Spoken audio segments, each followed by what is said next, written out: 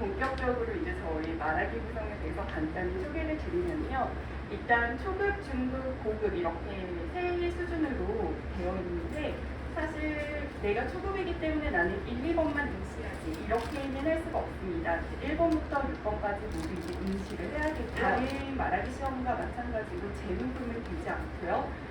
6번까지 끝나고 난 다음에는 자신이 녹음한 것을 한번 확인할 수 있는 과정이 있습니다.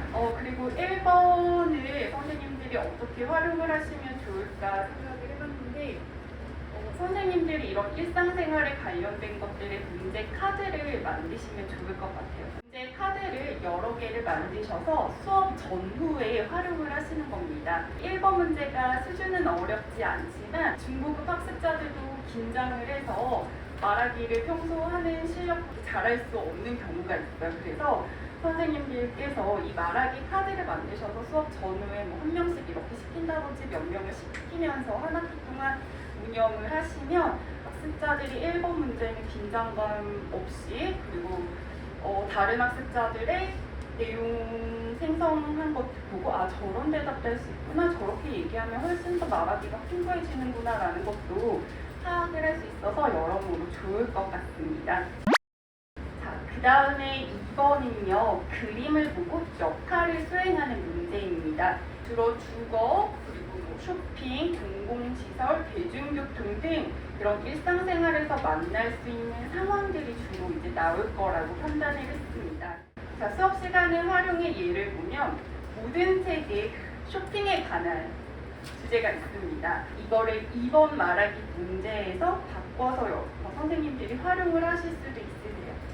언제 내가 이 선물을 받았는지 그리고 왜 교환하고 싶은지 그것을 모양, 색깔, 길이 그리고 어울리다 안 어울리다 이런 표현들을 같이 사용하실 수 있어요. 교환을 할 때 필요한 조건들 영수증이 있어야 한다 택을 제거하면 안 된다 이제 이런 표현들도 선생님들께서 가르쳐 주시고 마지막에 이제 교환을 해야 되는 역할을 수행을 해야 되기 때문에 교환을 하기 위해서 정중하게 혹시 교환을 그래서 할 수 있을까요? 라는 그런 표현들도 함께 가르쳐 주시면 완결된 문장으로 말하기를 수행할 수 있을 것으로 생각됩니다. 토픽 말하기의 2번 같은 경우에는 역할극이 아니라 역할을 수행하는 것이 목적이기 때문에 선생님들께서 역할극 대신에 손님의 입장에서 내가 환불을 잘할 수 있도록 교환을 잘할 수 있도록 2번 문제를 변형하셔서 말하기 연습을 시키실 수도 있습니다. 기존에 사용하시는 교재, 말하기 또는 과제를 활용하시면서 여기에 해당되는 문제들을 같이 풀어보면 토픽 말하기만 준비해야지 이게 아니라 자연스럽게 토픽 말하기가 이런 것이구나 라고 이해를 하고 조금씩 자연스럽게 익힐 수 있을 것 같습니다. 다음으로 3번으로 한번 넘어가 보도록 하겠습니다. 자, 3번 문제는요.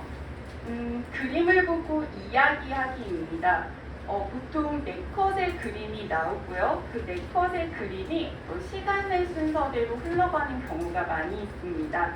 그래서 이 그림을 보고 인물의 행동 그리고 상황에 대해서 유추를 해서 이 그림의 상황을 또는 이 그림의 내용을 묘사를 해야 되는데 이 말하기에서 좋은 점수를 받기 위해서는 제한된 시간 내에 4가지 내용을 모두 말해야 되는데 한 가지의 내용에만 치중을 해서 나머지 내용을 이야기를 하지 못하는 경우도 있습니다. 그럴 경우에는 좋은 점수를 받을 수 없겠죠. 최대한 이 그림 안에 있는 힌트 내용들을 다 활용을 하셔야 되고요. 그리고 인물의 감정에 대해서도 선생님들께서 활용을 하시면 좋을 것 같습니다. 그래서 그런 내용들은 저희 이 토픽 말하기 책 부록에 인물의 감정을 나타내는 것들도 함께 정리가 되어 있어서 각 단원별로 이제 필요한 내용이 부록에 이제 있어서 선생님들께서 활용을 하시면 좋을 것 같습니다. 저희 토픽 말하기 책에 나와 있는 이 문제를 보여줬다. 편집반이었습니다. 제한된 시간 내에 말을 정말 중급처럼 할 수 있는 학습자가 한 명도 없었어요. 제한 시간인데 긴장을 했고요. 그리고 방금 내가 다 배운 내용이지만 어떻게 말을 해야 되지? 라고 연습을 한번 해본 적이 없어요. 글로 쓰라고 하면 차라리 잘 쓸 수 있겠는데 말하기를 하라고 하니까 이 내용이 너무 어려웠던 거죠. 근데 이 답변을 하기 위해서 이제 필요한 건 어떤 말들일까요? 손질한다, 다듬는다, 이제 이런 표현을 활용을 해야 되는데 막상 그 어휘를 배워도 적용을 못하는 거죠. 그래서 토픽 말하기를 위해서 이렇게 교과서에 나오는 내용들을 말하기의 형태로 계속 변형을 해서 학생들을 일상 상황 속에, 일상적인 그 수업 상황 속에서 계속 좀 훈련을 시킬 필요가 있겠구나라는 생각을 했고요. 그리고 쓰기, 읽기보다 확실히 말하기가 학습자들의 불안도가 높습니다.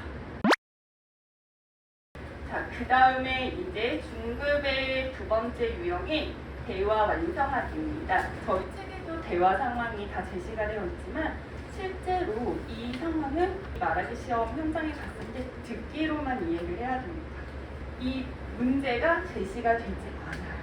듣기를 들으면서 A, B, A 이 사람들이 어떤 상황인지 그리고 지금 어떤 것들을 지금 내가 수행을 해야 되는지 학습자들이 다 파악을 해야 됩니다. 또 공감하기, 조언하기, 권유하기, 거절하기, 의견 말하기 이제 이런 것들을 말할 수 있겠구나라고 생각해서 저희 책에도 그런 내용들을 제시를 했고요.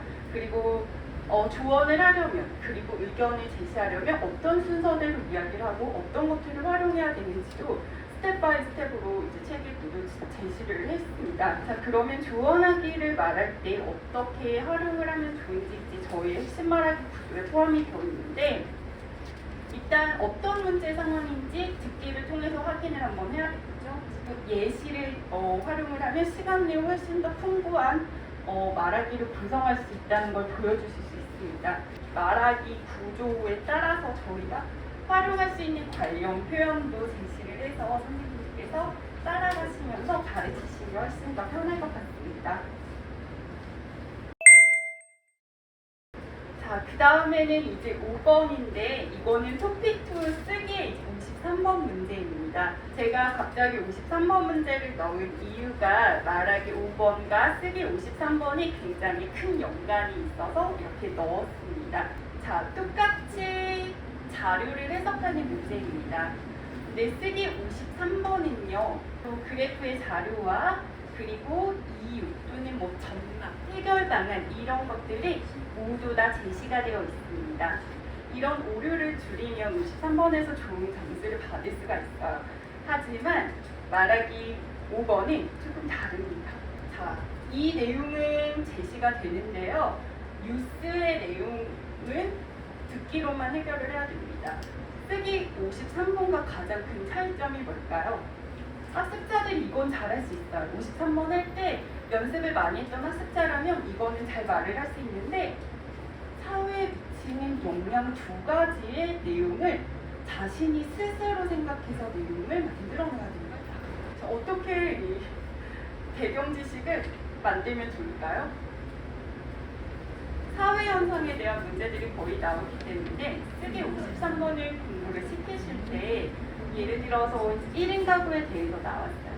1인 가구의 원인, 전망에 대해서 노트에 다 모두 정리를 하거나 선생님과 함께 그 1인 가구에 대한 간단한 그 뉴스 이런 것들을 보면서 배경 지식을 그때그때 선생님들께서 확장을 해주시면 사회 현상을 접근하는데 더 편하게 수월하게 이제 공부를 할 수 있을 겁니다. 선생님들께서 이렇게 신문기사 제목 읽기를 하면서도 이거와 관련된 어떤 신문기사를 찾아보시고 거기에 대한 그래프가 있으면 그 그래프와 이 신문기사 두 개를 조합을 하셔서 선생님들이 학습자들에게 말하기 연습을 시키신다면 아주 어렵지 않게 그리고 여러 번 다양하게 문제를 좀 만드셔서 준비를 할 수 있을 것 같습니다. 자, 그리고 마지막 번 문항입니다. 자신의 의견을 제시를 하거나 찬성, 반대 입장을 이야기하는 겁니다. 자, 이 의견을 제시하는 문제는 어떻게 접근을 하면 좋을까요? 의외로 학습자들이 가장 못하는 것 중에 한 가지가 서론별로 결론을 말하는 겁니다.